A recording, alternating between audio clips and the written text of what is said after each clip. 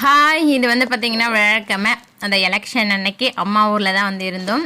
இங்கே அம்மா ஊரில் வந்து பார்த்திங்கன்னா இது கிராமன்றதுனால நிறைய பேர் மீன் பிடிக்க வந்து போவாங்க. அங்கே வந்து பார்த்திங்கன்னா இன்றைக்கி வந்து மீன் பிடிச்சிட்டு வந்து விரால் மீன் இருக்குது வேணுமா, அம்மா வந்து ஏற்கனவே சொல்லி வச்சுருந்தாங்க. அதனால் கேட்டாங்க. சரி அம்மாவும் வந்து வேணும் கொடுங்கன்னு சொல்லி கொடுத்துட்டாங்க.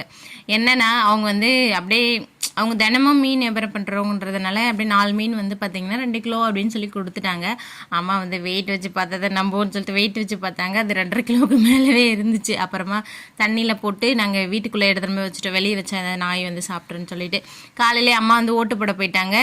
சட்னி அரைச்சி தோசை வந்து செஞ்சு நான் தான் வந்து பசங்களுக்கெல்லாம் அக்கா பசங்க இருந்தாங்க அவங்களுக்கெல்லாம் கொடுத்துட்டு தம்பிக்கெல்லாம் ஊட்டி விட்டுட்டு நானும் சாப்பிட்டுட்டேன். நான் சாப்பிடும்போது அம்மாவும் வந்து வந்துட்டாங்க ஓட்டு போட்டுட்டு. அதுக்கப்புறம் நானும் சாப்பிட்டுட்டு சரி நானும் வெயில் வர்றதுக்கு முன்னாலேவே நான் ஓட்டு போட போகலாம் அப்படின்னு சொல்லிட்டு கிளம்பலாம் அப்படின்ட்டு தம்பிக்கு வந்து பாப்பாவுக்கு வந்து ஊட்டி விட்டுட்டு அப்படியே வந்து நானும் வந்து கிளம்பிட்டேன். நான் என்ன சொல்லிட்டு இருந்தேன்னா இது வந்து அம்மா வீட்டு கிச்சன் சொல்லிட்டு இருந்தேன். ஓட்டு போகிறதுக்கு வந்து நடந்தே தான் வந்து போயிருந்தேன். ஹஸ்பண்ட் வந்து அவங்க ஊரில் ஓட்டுன்றதுனால அவங்களுடைய அம்மா அப்பாவை கூட்டிகிட்டு போயிட்டாங்க. அதனால் இங்கே வரதுக்கு டைம் ஆகிடும்ட்டு நான் காலையில் போயிட்டு வந்துடலான்ட்டு வந்தேன்.